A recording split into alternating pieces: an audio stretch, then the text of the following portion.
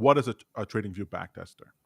Ah, So the as most people will understand, TradingView, one of the charting platforms, one of the most popular trading platforms, does have a tool where you can generate a strategy, and it will show on the chart where past trades would have where they would have expected past trades to have occurred.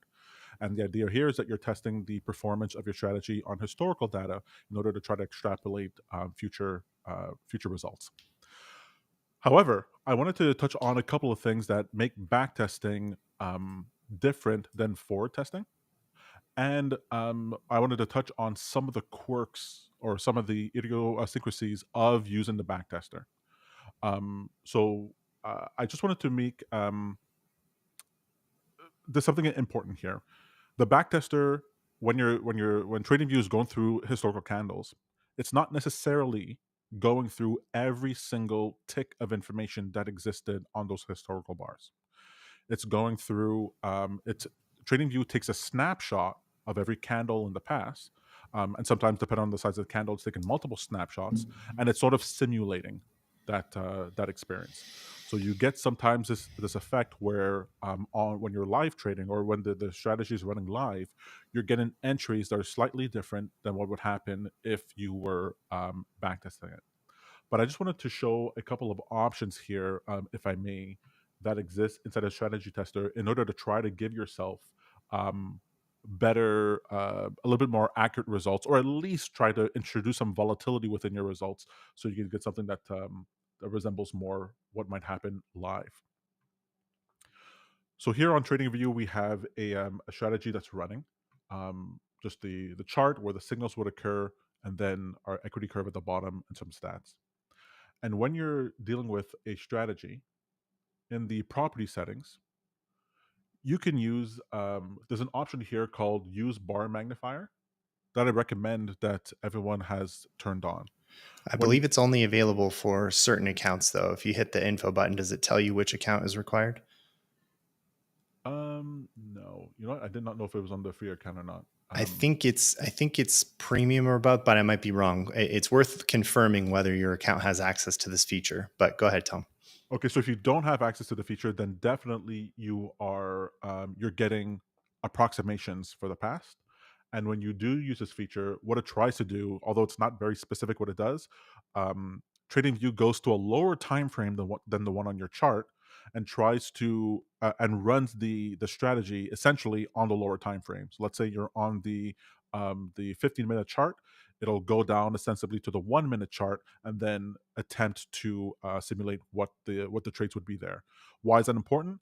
Because sometimes you'll have a situation um, where a trade is entered and exited on the same candle, right? So you'll have one candle and you'll see a buy signal, and then a sell signal happens there, and it could be that on the 15-minute the stop loss or the stop was hit right after the buy, or vice versa. But on the lower time frame, the order in which those trades would have been executed would have been different.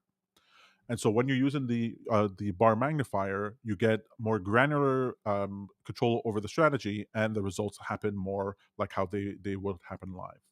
So I recommend definitely having that option on.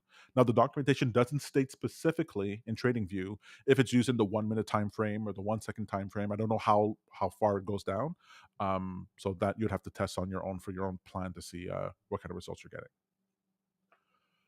I also wanted to there's two other settings here I want to hit on, and that is on every tick. So on every tick, the idea here is that the when that is checked off, the script is updating its values on every tick, on every buy and sell that's happening under the chart. Whereas if it doesn't, the order is executed at the close of the candle, depending on the type of order and stuff like that. And so these are different options. There, it's worth it for you to go through the documentation of TradingView and just take a look at them, because it allows you to get more flexibility with the results for your strategy. The last thing I want to mention here are the commissions, limit orders, and slippage. These allow you to introduce, for example, what would be the actual cost for your trades. You'll be surprised about how many strategies fail to go from profitable to not profitable as soon as you add in the commission. Or or su- slippage. or slippage, exactly. Or slippage, which is simulating this idea that you're not going to get filled at the exact price you're looking for, and verified price for limit orders is a similar thing. So the backtester, I the reason I wanted to bring this up, I said I don't want anyone to think that, oh, as soon as you're using the backtester, that's it. There's no more problems anymore. The results that I'm getting in the backtester is exactly what I'm going to get when I'm running it live. That's not always the case, depending on the strategy, and that's where a tool like a TradersPost becomes super useful, because the results that you're getting in your forward test are the actual live results. The price you got filled at, the time that you got filled at, the performance of that strategy is of what actually occurred, and you don't Unless it's a have to. paper account. Well, yes, what I mean, yeah, if you're for Sorry to performing throw on. a wrench in it, but I do want to clarify that when you're doing the walk forward test, that if you're using a paper account, you're still simulating reality. However, what it is doing is taking the historical concept out of the equation, right? So as we say, past performance doesn't necessarily equal future performance. What we mean by that is even though it worked well in the back test, it may not necessarily work well in your walk forward test. And since the paper account you've connected doesn't necessarily simulate perfect fills, you may do well in the walk forward, but you won't really know for sure until you actually put it in front of live capital, in front of a live event. That's right. So very useful there. Is there anything else you think we might want to touch on as far as the backtest is concerned, just as a 101 for when people are using the TradingView backtester? I'm not sure we really answered the question. I mean, the question is, what is a TradingView backtester at a high level?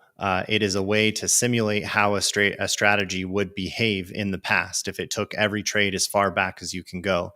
There's a couple of limitations and caveats to this, and one of them is that TradingView only allows you to run your backtester on a certain number of bars depending on your plan, which can typically be a pretty short test. In many cases, even on like 1 hour charts, you might only be looking at a few years of backtest data.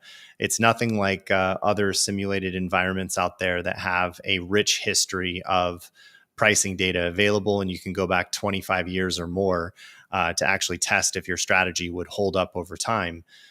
So it's important to know that the TradingView backtester is just a way to simulate how your performance would, how your strategy would behave in the past, but it is a limited view of the past. So it's really important to really confirm that you have a robust strategy and it's taken plenty of trades.